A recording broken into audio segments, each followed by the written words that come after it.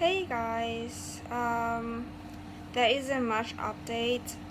If you have watched the last video, I would have explained like why I don't feel like doing videos and why I'm tired all the time. Like basically, I'm just exhausted to the point like I can't even think or move, and then yes, I'm struggling with eating disorder at the same time. Still my mind is obsessed about losing weight and stuff. So then I was just thinking about the hospital, and probably I can share with you one or two experience whereby I feel like a lab rat, because I live in Hong Kong, and Hong Kong is a really small dot on the map. If you look at it, it's near China, and basically it should be considered as part of China, but we don't consider ourselves as part of China. So politically it's under China, but for us it's not. So anyway, since it's such a small country, there are not a lot of cases on eating disorder, and yeah, it's just hard to find materials for a doctor to study and all that, and we don't have eating disorder specialized clinic or residential facilities and all that. Basically, whatever mental illness that you have, you get chunked into the same psychiatric ward for whatever reason, and then you're treated the same. So for eating disorder patients, we don't get specialized help. We do see dietitian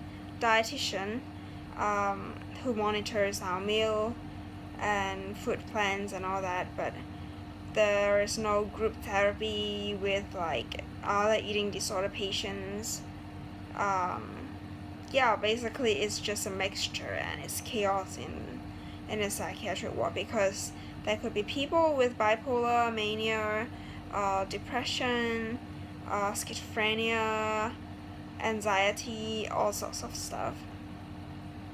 And we don't have privacies like those overseas hospital have, whereby which patients get to sleep in their own room or to share another room with another patient. It's open ward, so basically the nurse can look at every single patient just from the corridor. Yeah, so I was lab rat. The first time that I remember it was the first time I was hospitalized. That was for 3 months. It wasn't just purely because of eating disorder. Back then I was diagnosed with bulimia and depression. I forgot whether they have changed the depression to bipolar already, but then at that point of time I was those rare eating disorder patients on the ward, which is stabilized enough to carry out some study. So it was a Saturday morning. Saturday, doctor doesn't work, but medical student, they have to study. So this medical student, who is my substitute doctor, because the ward, they give you two doctors. So one is a more senior one and one is a junior one. So this doctor is a resident at that point of time. I'm still we did have a very close relationship later on. And there's this bigger guy, the real senior doctor of that team.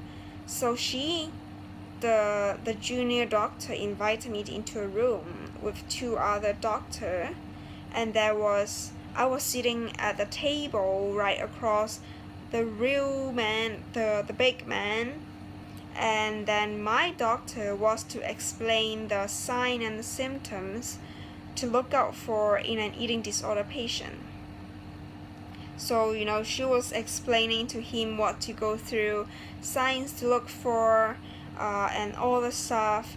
But back then I was like, I read a lot into eating disorders, so I know all the signs and symptoms.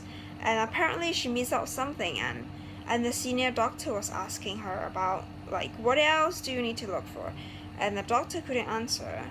I knew the answer, but politely I don't I didn't say anything. So anyway, that was the first time of me being a study of an experiment. So there were still several more occasions whereby I was like the research materials.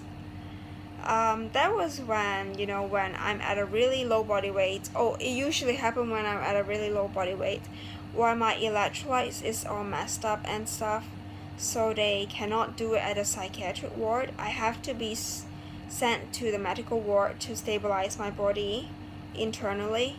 So then I would be there, and I mean, of course, there will be internal medicine doctor seeing me, but because of me being a psychiatric patient, I get to see a psychiatrist.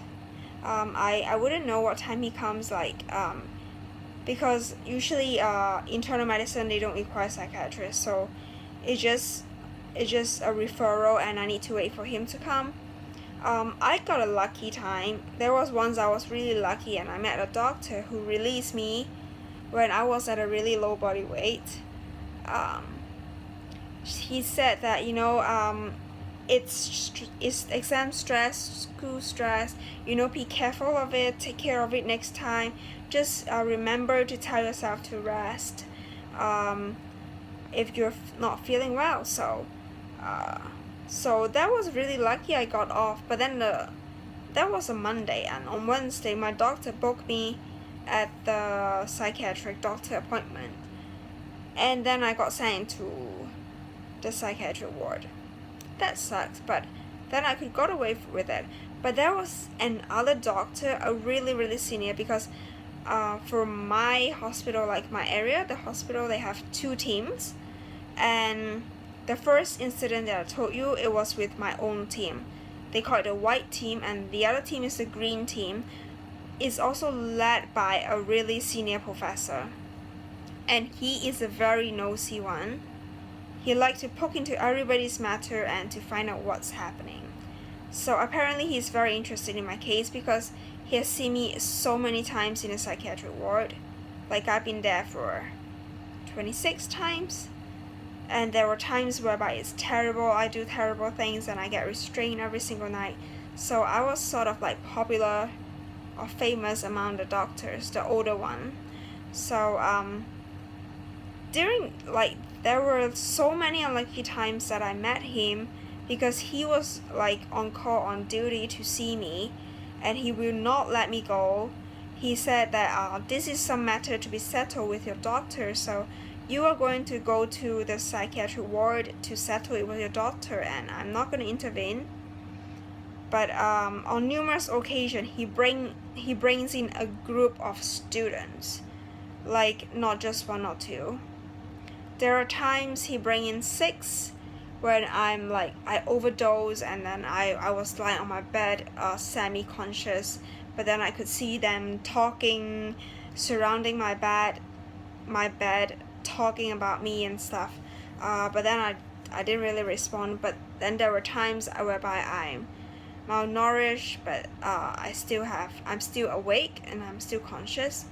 And the last time he brought in 15 students. That was the hospital is not huge. I was on the corridor. There wasn't enough bed, so I was on a corridor. And he was standing right in front of me, and on the side there was this line of students in white coats standing there listening.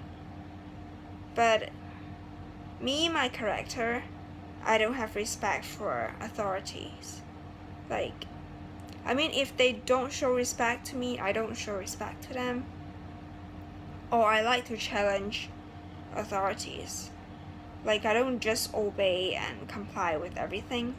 So then I sort of said, cheated him a little, why do you listen to my doctor? Don't you have your own view? Can't I just go home? But then, he still insisted that I go to the psych ward. Yeah. Those were kind of really strange and funny, or rare experiences that I get with my illness is that feeling like I'm a lab rat, but it sort of feel like I'm special. They talk about me like beside him talking to me beside my bed, and then they move on to a bigger area, and then they gather around and they talk about me and stuff. I don't really like them talking about me. I don't know what they can learn from me, but then there's this sense of like achievement that I have done something that somebody recognized. I know it's a wrong sort of achievement to aim for, but that was just how I feel. So anyway, I hope you like this sharing. Sorry there wasn't a lot of updates. I don't really feel like and talking on the camera, and this just happened to pop in my mind, and I want to share with you guys. So thank you for watching, and I'll see you guys soon. Bye.